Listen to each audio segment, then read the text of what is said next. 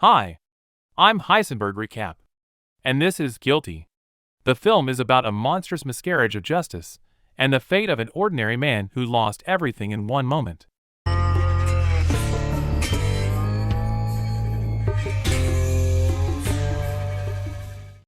The film begins with a title indicating that the story is based on a real prison diary of a man named Alan Mariko. The next scene shows Alan being interrogated after 2 months in prison, during which he recounts his previous life. He was a dedicated family man who worked as a court executor for 12 hours a day, but he struggles with the constant idleness in his cell. One night, black and white police cars arrive at his house, and the police arrest Alan and his wife for pedophilia. They wake up their scared children and confiscate their computer with disks. During the search, they find a journal with male eroticism that Alan's wife wanted to use for a joke collage at her sister's wedding, but found it inappropriate.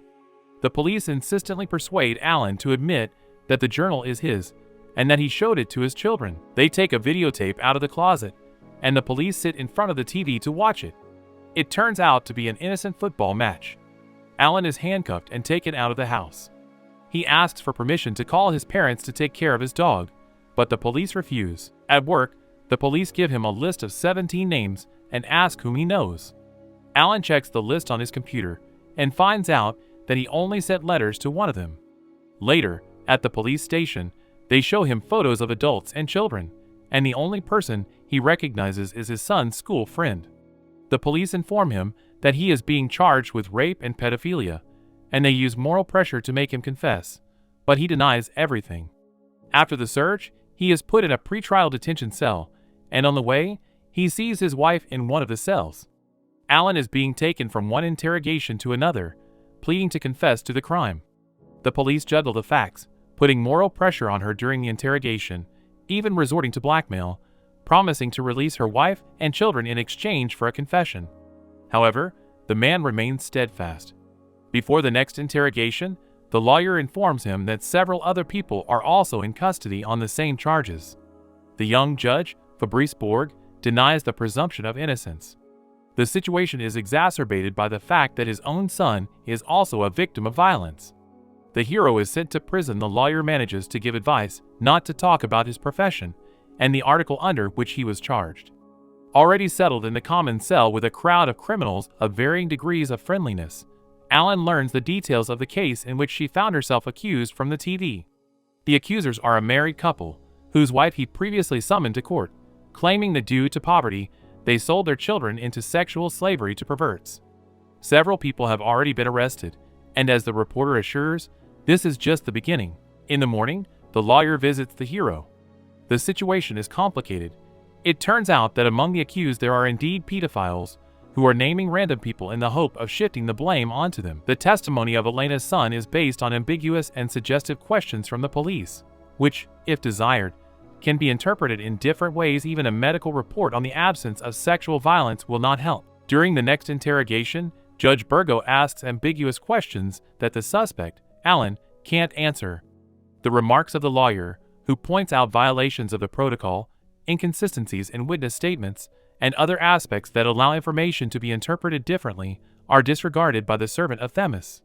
Later, during a meeting with his sister, Alan learns that his children have been handed over to a foster family to avoid the influence of relatives during the investigation. The trial begins. 2 women from the prosecution side tell how Alan raped their children as payment for debts. One of the women even had to beat her children to make them comply. Their testimonies differ in details, but even this does not convince the judge to release the hero from custody. Later, Alan is brought home, where the police conduct a search for a wardrobe and toys with the fingerprints of children who allegedly visited them. Here he manages to catch a glimpse of his wife.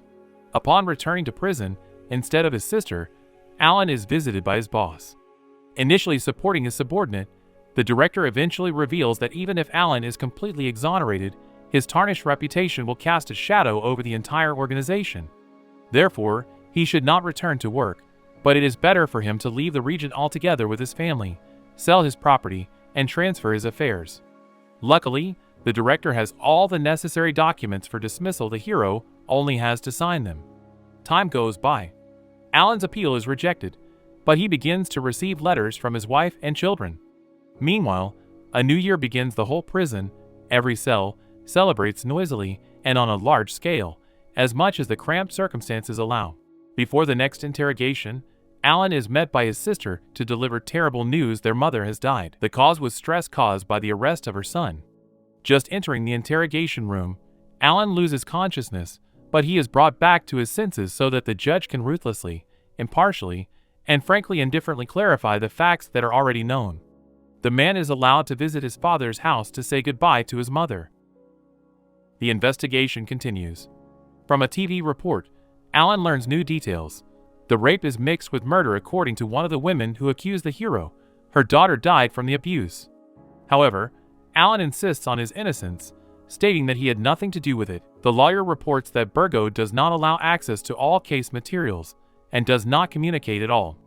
Next, the prison psychologist believes that the guilt of the hero for the death of his mother can provoke depression, so he is transferred to a closed medical facility with more comfort and less supervision. However, the doctor there persuades the judge to discharge Alan, except that he can direct him not to a regular cell, but to a medical unit. Burgo himself continues to conduct interrogations with obvious bias, nitpicking at trivial details, even going through the accused convoy during the process.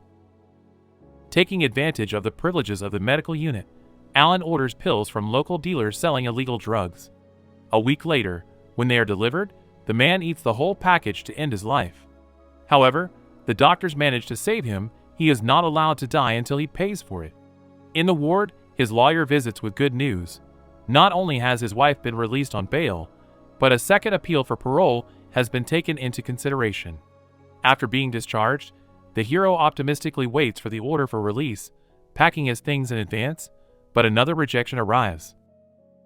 During a meeting, Alan's sister tells him that his eldest son is having a hard time coping with his father's absence in foster care. However, Burgo forbids him from seeing his father, so that he does not in any way influence the testimony of the second child. Alan's wife does not communicate after her release. Her sister suspects that she has someone new. The news is enough to overwhelm the prisoner with another wave of sadness and despair. He makes a noose out of a sheet in his cell and attempts to hang himself, but changes his mind at the last moment. Alan decides to take a different approach. He writes a letter to all higher authorities, explaining that he is being unfairly detained and that his case is not being investigated. He declares a hunger strike and may die in prison, which will negatively affect the bright image of the French penal system.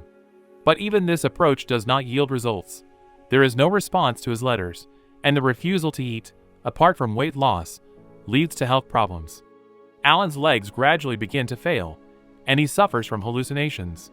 His lawyer asks him to stop the hunger strike so that he can survive until the jury trial.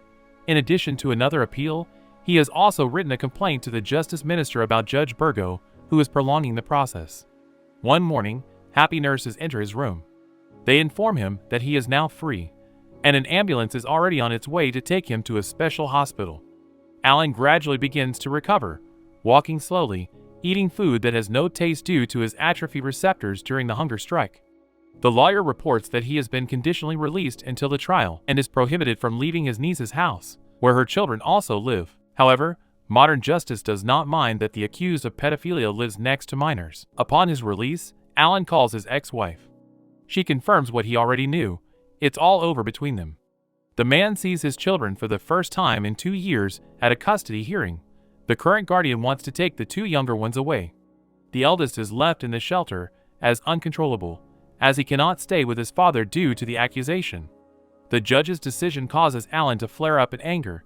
It was her colleague's work that ruined his children's lives. A court hearing begins with jurors. An attorney questions a woman who accuses 15 people of child abuse, but catches her in a double lie. She cannot remember one of the accused, whom she claimed had driven the children by car, as he is disabled and unable to operate a vehicle. The woman admits to having falsely accused another person, but claims that the other 13 are still guilty. After these words, the judge declares a recess. After the break, the woman's son testifies that all the accused raped him. However, the attorney's initial questioning suggests that the boy is reciting memorized phrases without understanding their meaning. Worse still, he cannot identify the faces of those who, according to him, molested and raped him. When the boy describes how he saw a woman on the defendant's bench kill her husband with a shovel, The hall explodes with angry noise. The boy's mother is forced to stand up and make a statement.